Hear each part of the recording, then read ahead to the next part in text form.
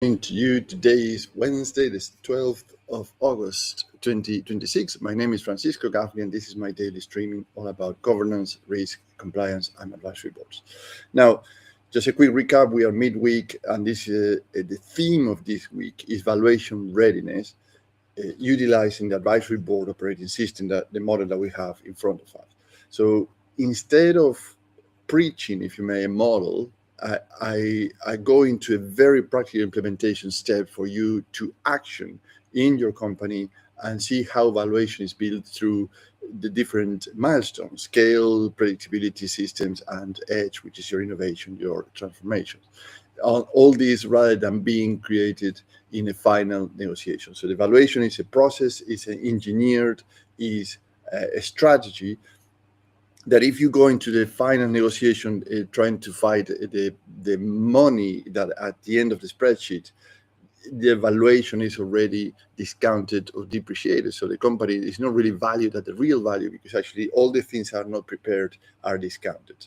So this is the way that I put this model into very practical steps, because you see many of these models are shown in the internet or the consulting firms are bringing to you, but how you implement this is my contribution to the overall business environment, to say, hey, you can do it. This is the way I do it. So you can do it yourself too. So you don't have to go and find consultants and experts. But if you want help specifically for your business, but somebody that can implement that very quickly in 2 weeks or less and start to get the results faster, let's have a chat. Now, yesterday we we looked at the scaling or the commercial acceleration in terms of valuation, and today we move to the right-hand side of the model, and let me highlight that portion. So actually, just to make sure we focus the attention where we need to focus for today, which is the partnerships, the revenues, and the assets in terms of valuation. How you see this from this perspective of the advisory board. So today we are going to focus on growth and capital, predictability, partnerships, revenue, and assets, as I mentioned. This is where valuation starts getting colder, and it's not very passion theme for many people because it's very specific and there is no much room for storylines or storytelling.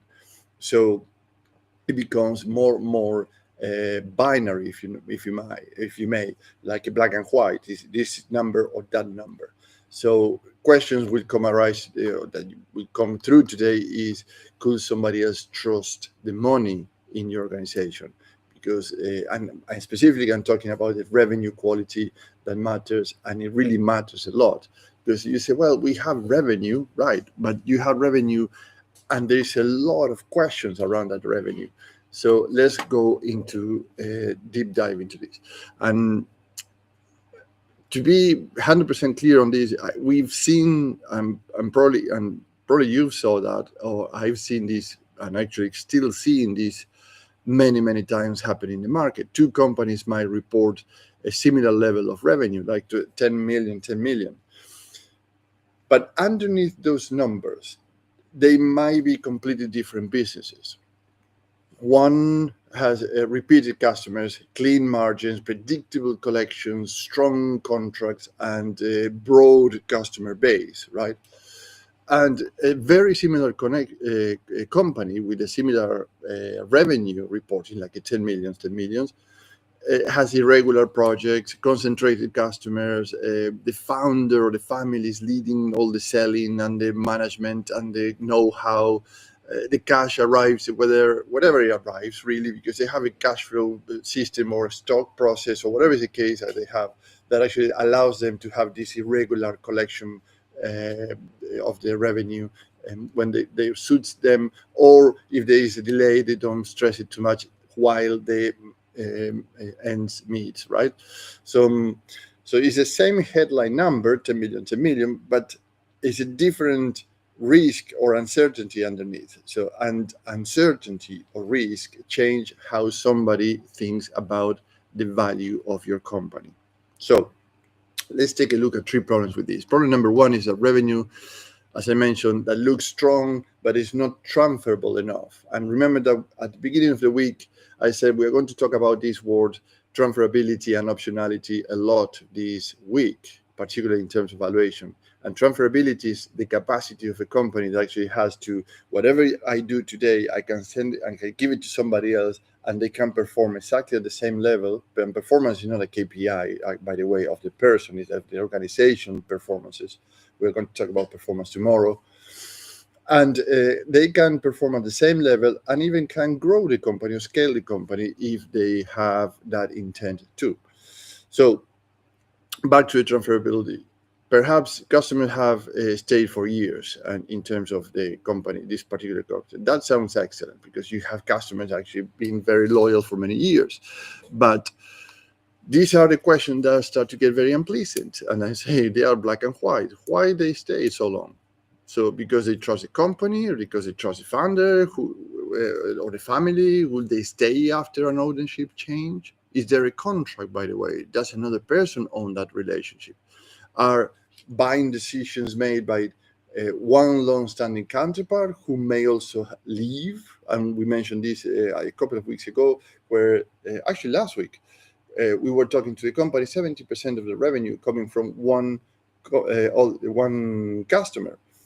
And this is a two friends relationship for the past amount of years. There is no contract, there is nothing there that actually sustain that business if somebody else take over the company or is acquired.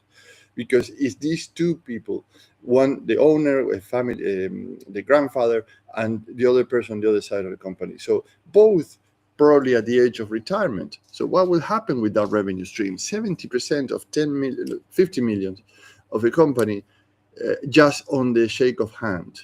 And yes, this is a very, very viable way to do business. But if you want to exit and you want to sell your company, is very, very risky for the party that is buying the organization. So what you need to understand here is that, and to look beyond the history and ask whether the relationship has become a company asset or a liability now, right? Because if it's an asset because today you're still having the revenue, but it might be a liability because your valuation is still to go to decrease, because they say we cannot trust that that relation will continue once we acquire the company. Problem number two is partnerships that create revenue but weaken the control. And this is one of the hidden problems that we've seen many times. You say, well, we have a very strong distribution and ecosystem partnerships across the States or across Europe or you name it. But a large partner can open a market quickly. That's true. But the same partner might own the customer relationship, not you. And that is a massive issue. This partnership might control the pricing. And you tell me if I'm wrong here, because we've seen this before. So the pricing that you have for this particular distribution channel is not controlled by you, it's controlled by them, the partners. They collect the money, they limit the visibility, they take reporting harder because it's whatever they can do it or when they can do it, because they are not as organized as you, or when you require the information, they don't have the time to do it. So that might become difficult to replace.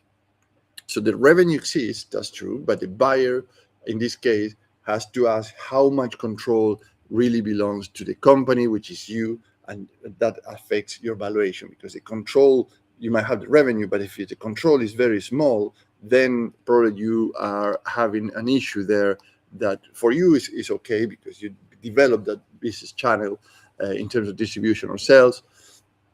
But for a new company acquiring yours, that's a massive issue.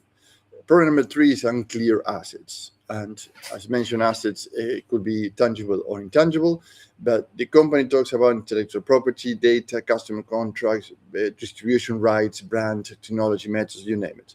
But where those things legally and commercially sit, right?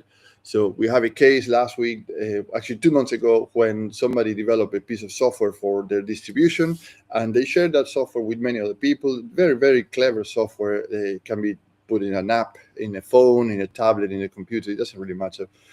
And they were very proud of it. And they say, well, it's my intellect. This is my know-how. So I don't care who has the software, because the reality is actually if I update the software and I don't give the passkey to update it, nobody else can use it, Yeah, well, that is a gate. It doesn't mean that cannot be replicated. It doesn't mean that actually somebody else can have the same software done for their own um, activities. But here was the problem. I say, are you not planning to register this and license the software? Because if you have so many people that like it and want it, that could be an extra revenue stream of something that for you was a kind of a pet project, and then all of a sudden took life. 2 months later, and I'm very happy to say this, based on that talk, if you may, or that chat over coffee, 2 months later, this person came back to me and say, you know what? We create a separate entity, legal entity that is licensing the software and actually is taking over. We are going to sign contracts that are very, very lucrative contracts. So you see, sometimes something that you do as a pet project in your organization, something that actually it's you see as like yeah, well, it's mine. I do it. I share it. I don't really mind. All of a sudden can become a full revenue stream for your organization, and those increase the valuation of your company. So if the answer is complicated, the valuation conversation becomes complicated, right? But a buyer should not need detective work to understand what they are buying. And the worst case scenario is actually somebody sees this opportunity. They say, yeah, wonderful, don't worry, don't license this, don't give any free advice or any ideas.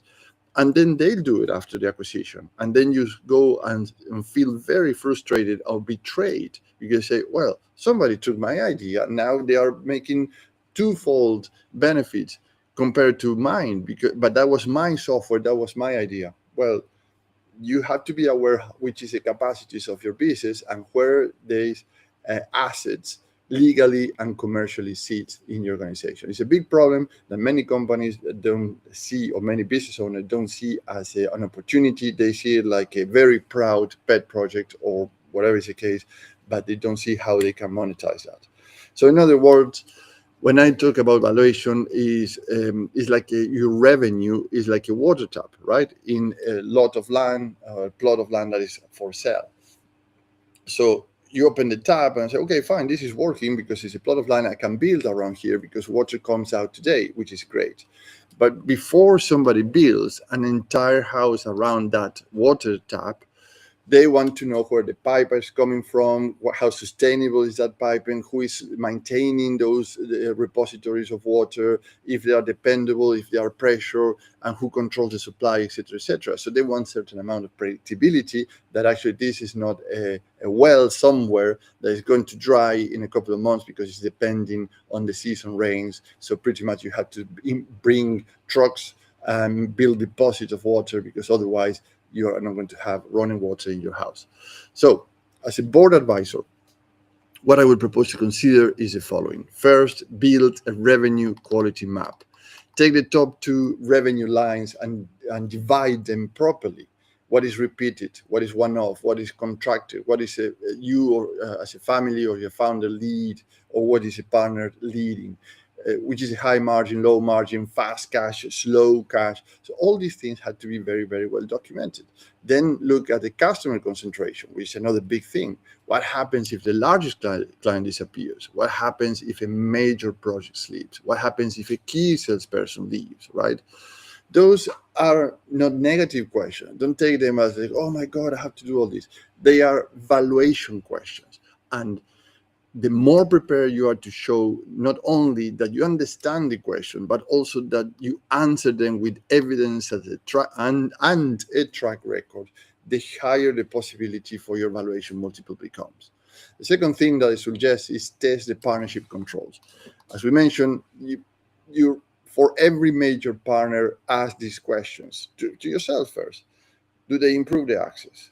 Do they improve the margins? Do they improve the customer quality? Do they improve the reporting? Do they improve the control? Who has that control? A relation that only creates access might still have value, but do not confuse access with ownership. These are two completely separate things. We're not going to go deep into that one because actually that's a whole world around that and strategies that we can have that conversation at a time. The third thing I would suggest is create an asset location map. And here's a few questions that can help. Where does the intellectual property sit? We mentioned an example already about intellectual property. Is yours, is in your mind, is something that you use, and is not documented, not legally protected, is not commercialized. All these things are important.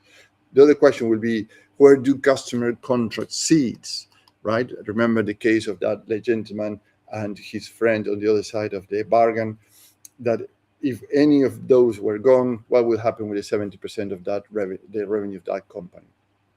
Who owns the brand? Who owns the customer data? Who holds distribution rights? So a board or yourself as a founder of your company should be able to answer those questions very quickly, or at least to know where to find this answer very quickly. That is where the advisory board helps, because predictability sits across many disciplines. It's not just one thing. So you mentioned several ones. For instance, finance sees revenue and cash, sales sees the relationships, operations sees delivery, and legal sees all the contracts. But you as a founder see the whole story, but may also be emotionally attached to part of it.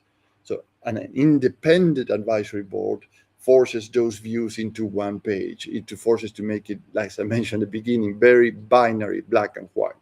So is revenue established? You might say yes, but transferability needs more evidence. Remember, transferability, that keywords that we are distilling this week. You might have customer relationships that are very strong, and the board might come and say too much confidence sits in the history rather than the structure. And they'll say, where's the contract? Where's the traceability? Where's the evidence, etc. Or you might say, partnership create very great value for our organization. Fantastic. But the board has not clearly separated access from control. And remember, we talk about access, control, and ownership. And so that is a challenge. Predictability does not mean knowing exactly what will happen in the future, but nobody knows that. But it means reducing the amount of guesswork another party needs to accept.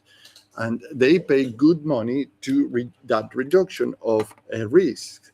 The cleaner the revenue, assets, and partnerships are, the easier it becomes to somebody outside the company to understand the value and the story of the company. So, what do you gain working with me? 3 things: business outcomes, differentiators, and risk reductions. The outcome is a business with a clear revenue and asset story that investors, lenders, or buyers can test. The differentiator is a rotating international advisory boards are built around the predictability gap. Finance, commercial, capital, legal, assets, and partnership expertise can sit around the problem without hiring one permanent executive or carrying a large consulting structure. So you have all these expertises in 2 weeks or less, rather than going through a long hiring process. And the risk reduction is the uncertainty. We reduce the uncertainty, the risk. The board finds weak revenue definition, concentrations, assets, questions, and partner dependencies before somebody else uses them to challenge your valuation. So you are very well prepared.